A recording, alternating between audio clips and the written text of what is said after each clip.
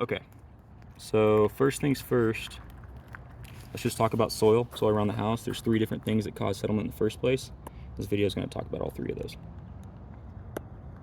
When there's a problem with your home's foundation, you're probably wondering what exactly can be done to Or fix can it. we skip the video Or and just find the right talk? solution. Yeah, I can. Okay.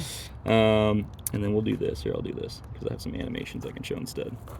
Essentially, there's 3 different things that are going to cause settlement. You got the way that the builder set up the soil in the first place. When they come in and they start building, they put in a bunch of fill soil, and we kind of get all different levels of soil.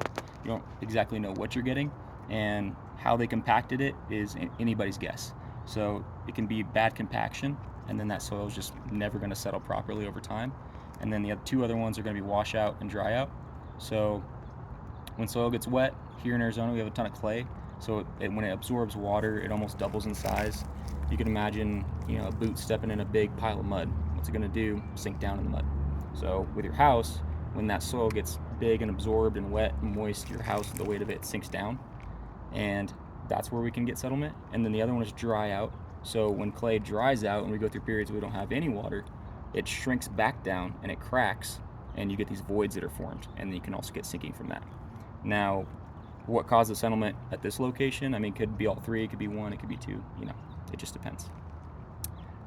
So that's the soil that's directly underneath the house. In order to get past that soil and get to something that's a little firmer, you may have heard the term bedrock. Engineers call it load-bearing strata.